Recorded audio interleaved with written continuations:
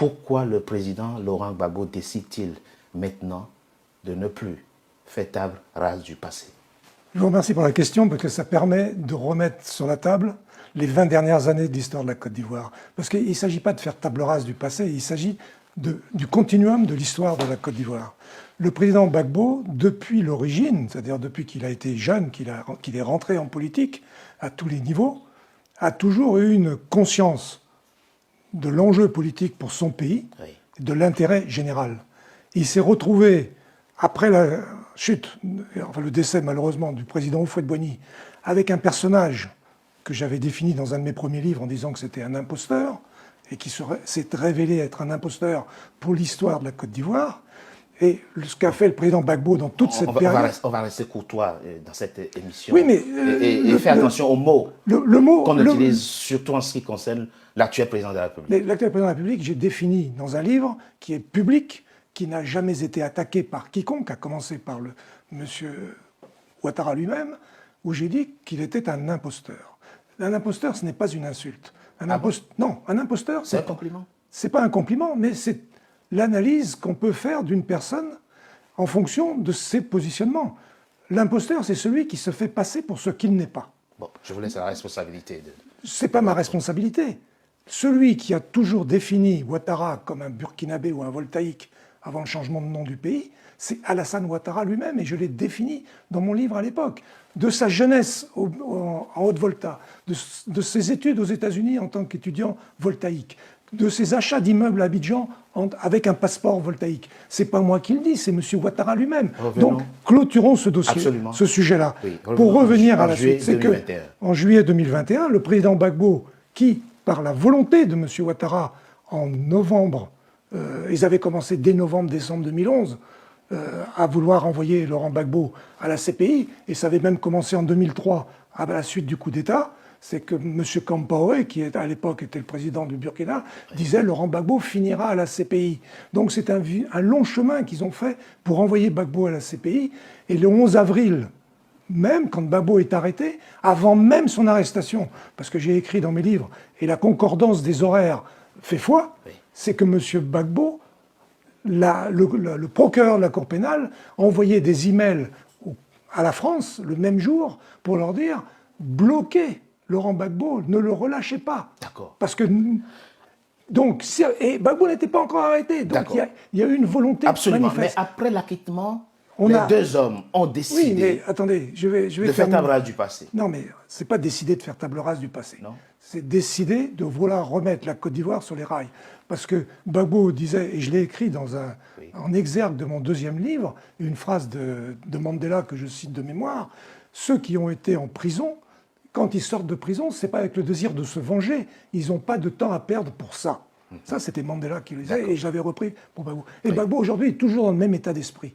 Par contre, les gens qui l'ont mis dans cette situation ont continué à violer la Côte d'Ivoire. Je dis violer la Côte d'Ivoire, et c'est le terme de base, parce que la Côte d'Ivoire existe à travers une constitution.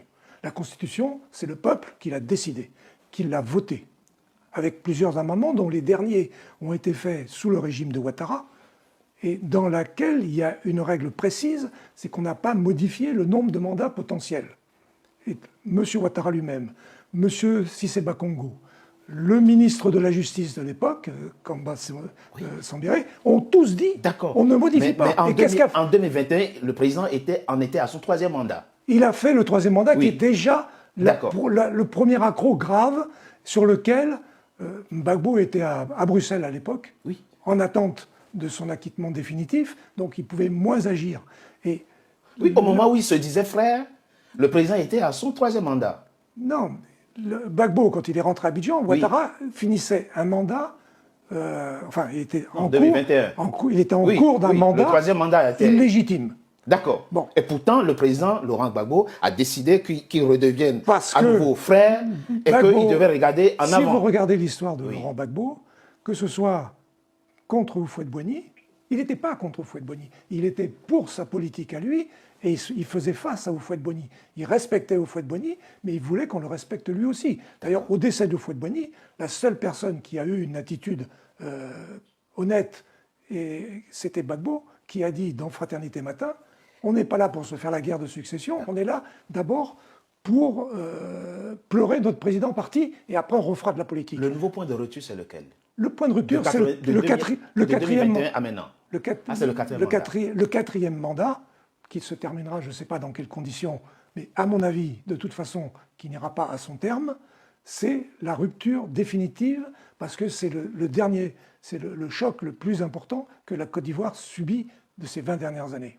Et M. Ouattara, qui avait dit d'ailleurs à un journaliste français, d'une grande chaîne française, vous voyez, la chaîne de radio qui se dit mondiale, lui disant mais vous ferez peut-être un quatrième mandat, et Ouattara quasiment de lui rire au nez en disant mais il n'est pas question, vous vous rendez pas compte, j'en ai fait déjà 3, c'est énorme, il n'est même pas question que j'en fasse un quatrième. Et là il a expliqué que le troisième mandat, les contingences actuelles l'obligent à renoncer à sa place. Oui, mais à chaque fois il va renoncer à quelque chose. Ce pauvre Amadougon est décédé, donc on a trouvé le faire venir, ce qui n'a rien de contractuel ni de constitutionnel.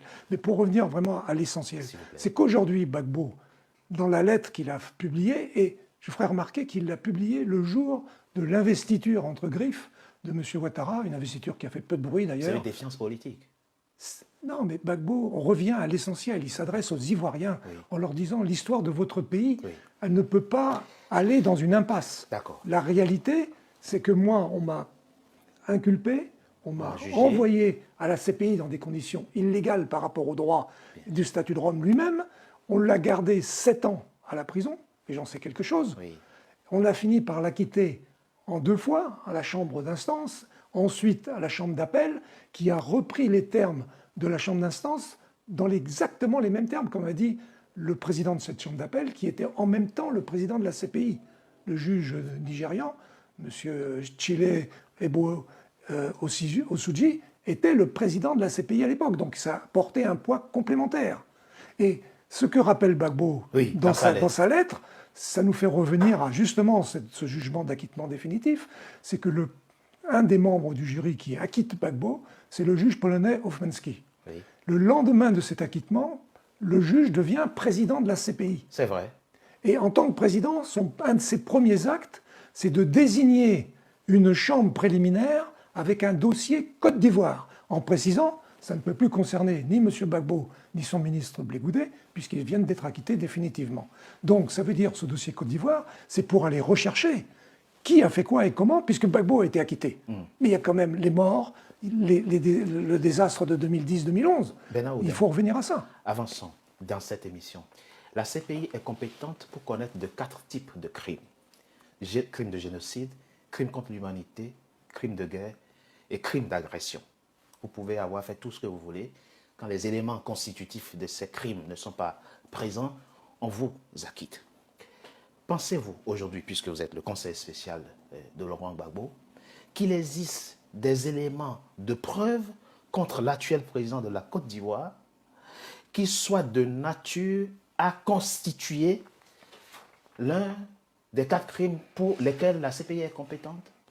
Je suis ni avocat ni juge, mais simplement une chose. Par rapport à la situation de la Côte d'Ivoire, puisqu'on a fait un procès à Laurent Gbagbo avec les termes que vous venez de prononcer, les faits ont existé. Ah, totalement. Les morts ont existé. Si Gbagbo a été acquitté, c'est pas lui qui les a faits. Je prendrai un seul exemple, et après ce sera aux avocats et aux juges de décider. Je prendrai l'exemple, et la commune de Douékoué qui a été très douloureusement frappée en mars 2011. J'ai appelé ça dans mon livre l'Oradour sur glane ivoirien. Du 27 au 29 mars 2011. Il y a 1 millier de personnes qui ont été tuées ce jour-là. On dit entre 152 et 1000 morts. Mais admettons, même si et je vous dirais, à titre personnel, 2 mois avant cet événement de Douékoué, j'ai rencontré par hasard Madame Descassans, Thérèse Descassans, qui était l'épouse de l'ancien chef d'état-major de l'armée de terre, le Comter, comme on dit à Abidjan, au début des années 2000, sous la présidence de Gbagbo. Et elle me dit, Monsieur Oudin, vous êtes conseiller du président, moi je m'occupe avec une ONG de la situation dans l'Ouest, dites au président que s'il y a des événements à l'Ouest, il risque d'y avoir des massacres, et elle me cite en particulier la ville de Douékoué. On est en février 2011. Donc, en mars 2011, quand ça arrive, ça me rappelle les propos de Madame Descassans, qui était sur le terrain depuis 2 mois.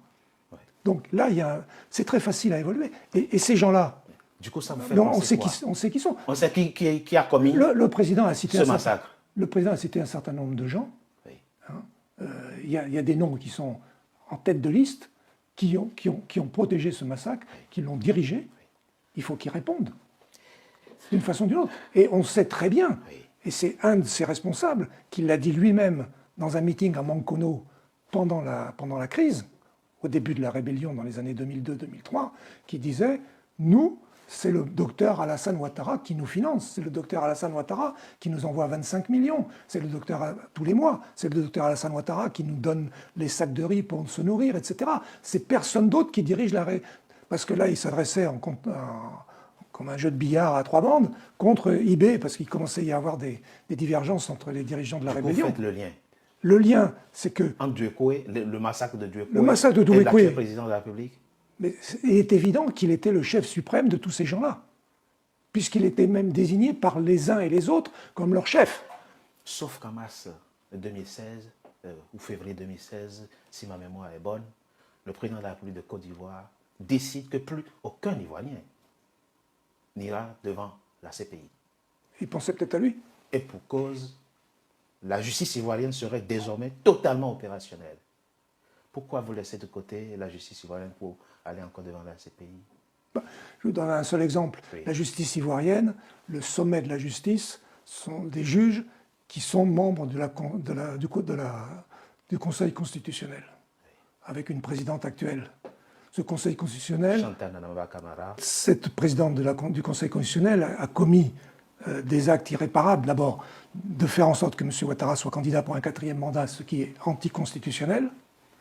De faire en sorte qu'un certain nombre de candidats à la présidentielle, qui eux avaient tous les droits d'être candidats, n'aient pu compétir, comme on dit à Abidjan, que ce soit le président Thiam ou que le président Gbagbo, et d'autres. Je pense aussi à Soro, qui depuis a fait un long chemin de Damas, depuis le début de la crise. Et cette dame, c'est le sommet de la justice ivoirienne. Comment se comporte-t-elle?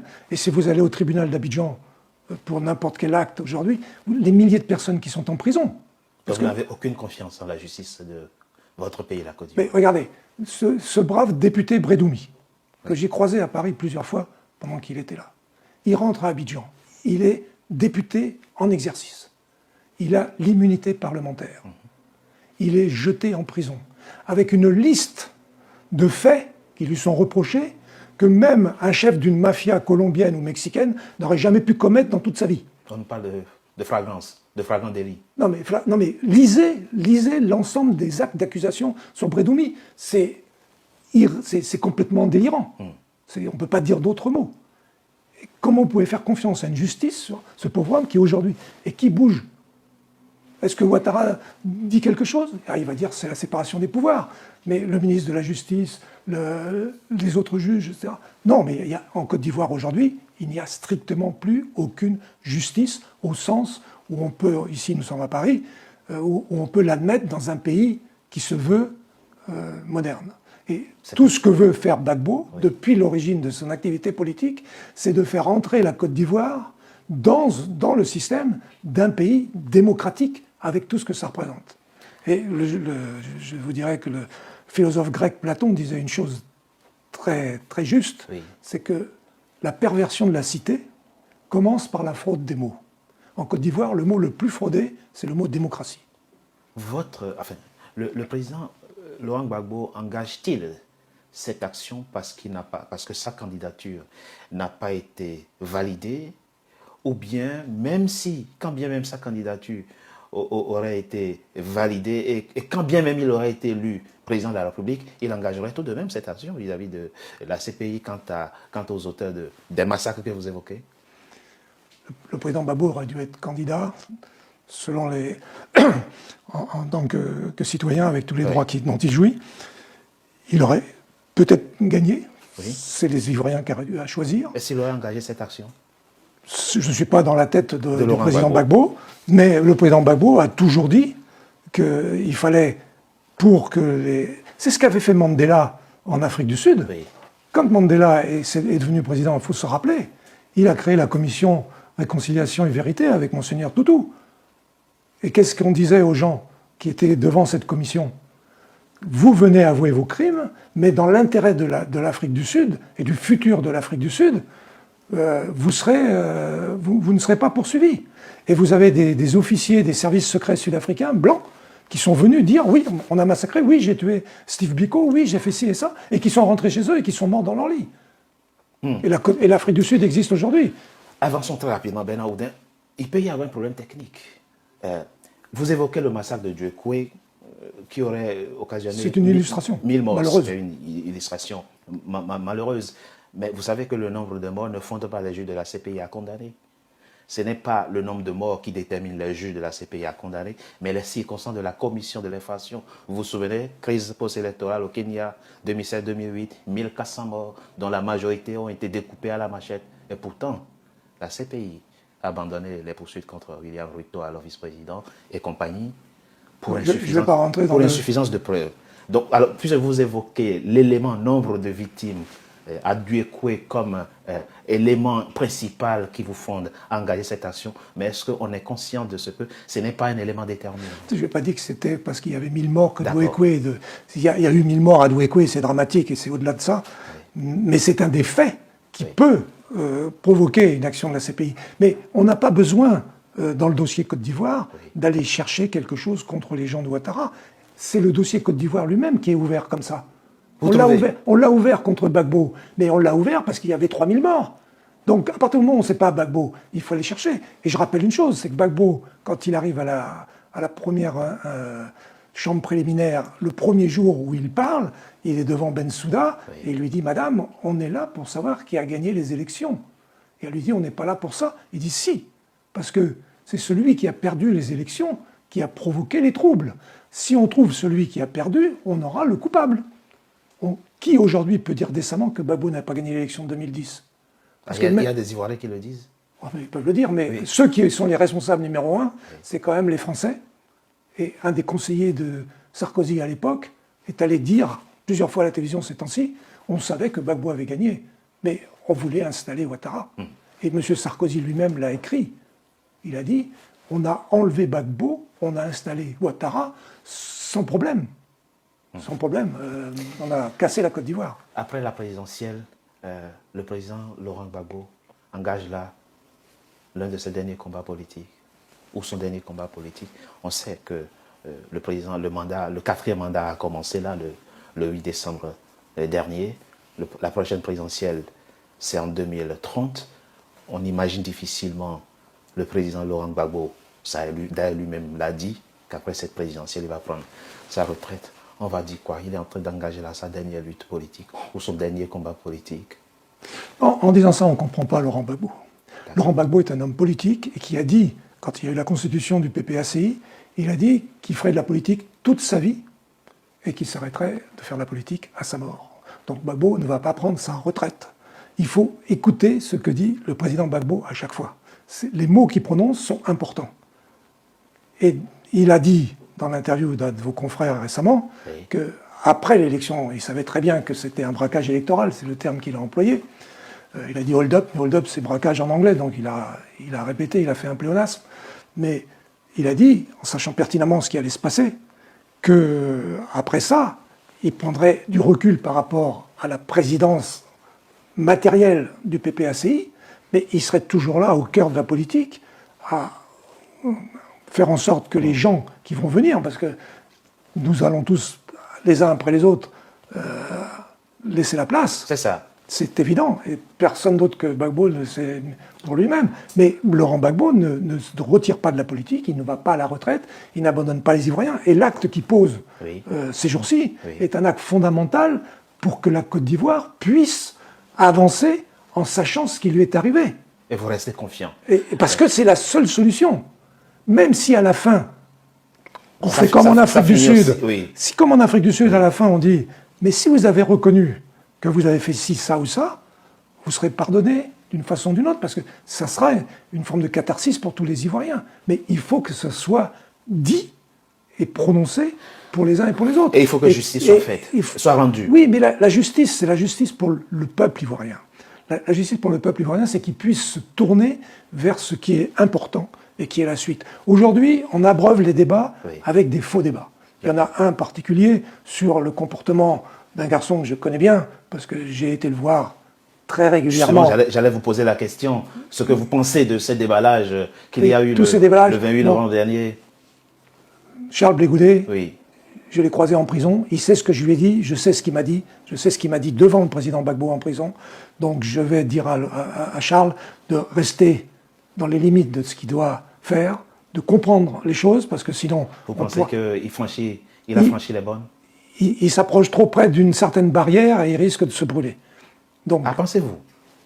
je viens de vous dire des choses sur ce que je sais entre moi et M. Blégoudet, qui viennent de nos visites ultra fréquentes à la Cour pénale, dans une période que vous imaginez. Ouais. Les Ivoiriens ont envie de savoir. Et c'est à Charles de faire en sorte qu'il se mette dans le bon chemin, dans l'intérêt de la Côte d'Ivoire. Vous pensez ce qui est qu'il y a important, des sous-entendus ce qu'il y a aujourd'hui, qui risquent d'éclabousser Charles Blégoudet lui-même, qui joue à un jeu dangereux? Ah ben lui, s'il sait dont je parle, on se comprend et on se connaît, comme on dit à Abidjan.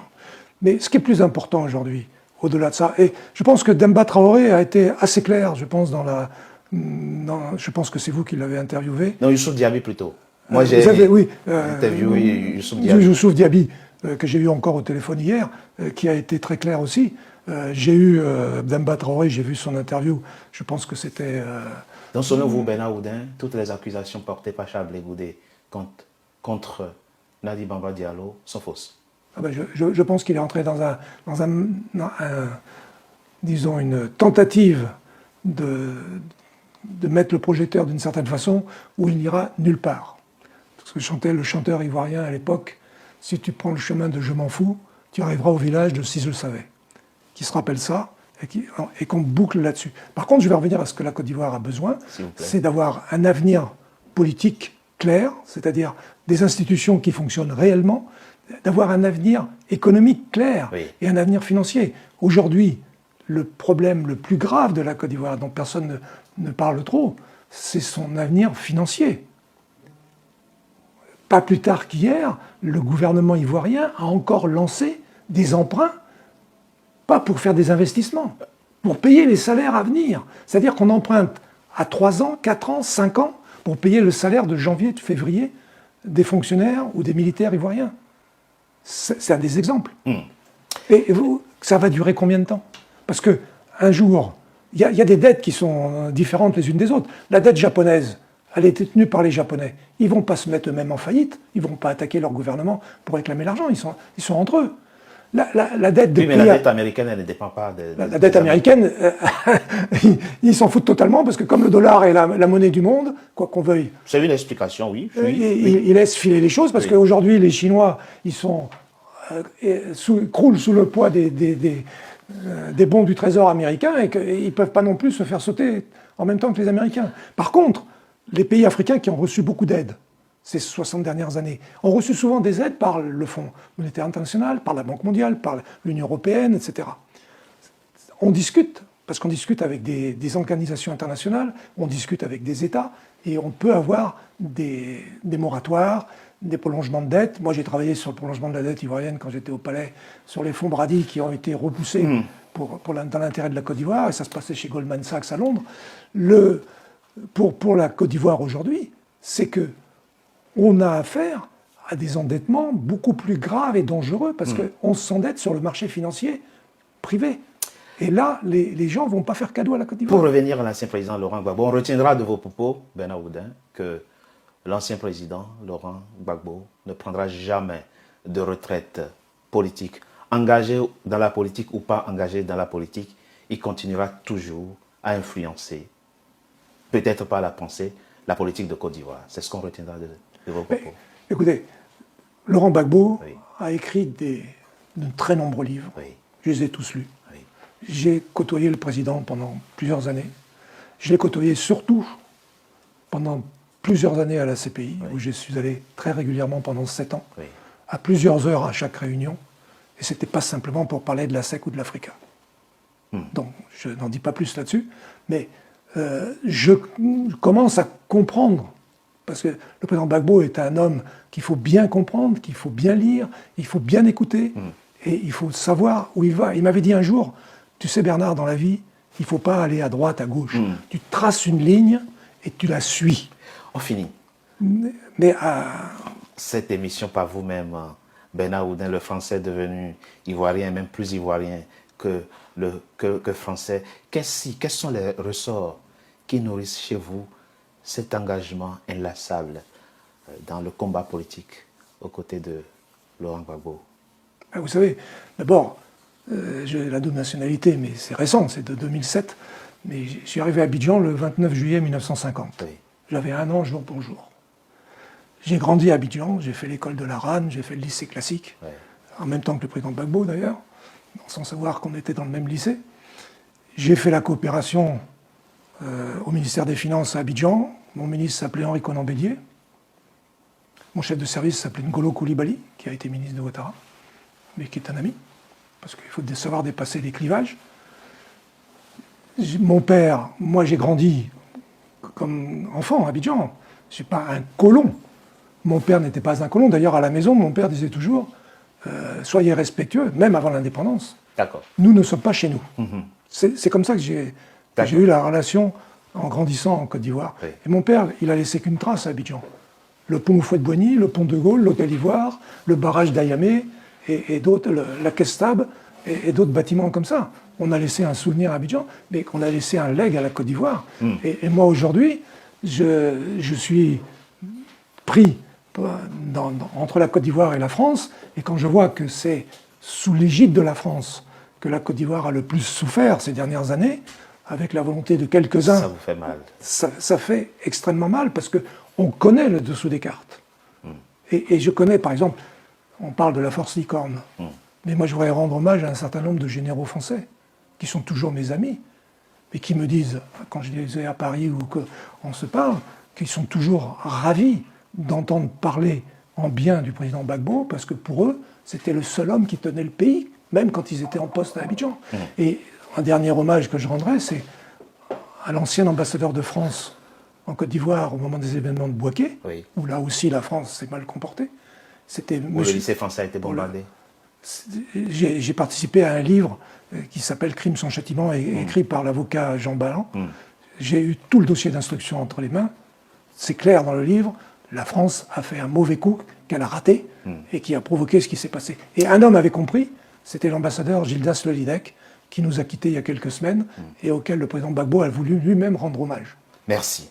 Merci Bernard Oudin, conseil spécial de l'ancien président Laurent Gbagbo, co-auteur de ce livre, L'acquittement de Laurent Gbagbo et Blé Goudé, les juges de la CPI, restituent la vérité historique. Je vais terminer par une phrase d'un homme qu'on utilise beaucoup, c'est Winston Churchill. Oui. À la fin de la bataille d'El Alamein en 1942, dans le désert égypto-libyen, c'est quelques mois avant Stalingrad, donc c'est la première vraie défaite allemande de la guerre. Et il dit, ceci n'est pas la fin, ni même le début de la fin, mais c'est peut-être la fin du commencement. Merci. Ça veut dire que la Côte d'Ivoire a encore un long chemin à parcourir, mais elle est sur le bon chemin. Avec cette constitution-là, tu veux faire quelque chose, mais d'où tu sors? D'où tu sors? Tu es pas vu, tu es qui? La chute d'Alassane Dramane Ouattara doit être un objectif géopolitique, géostratégique obligatoire pour l'Afrique en lutte. Je donne un rendez-vous. Il sera assis à terre et puis on va lui donner des problèmes. Il y a une croix spirituellement sur ce régime. Et je vous l'ai dit, Alassane Dramane Ouattara sera pris. Sa femme sera prise. Son frère sera pris. Et leur arrogance, leur orgueil, ils n'auront que leurs larmes. Et leur humiliation va être totale. Leur humiliation va être totale. Mais ce que Dieu leur réserve, c'est incroyable. Je ne veux pas donner plus de détails.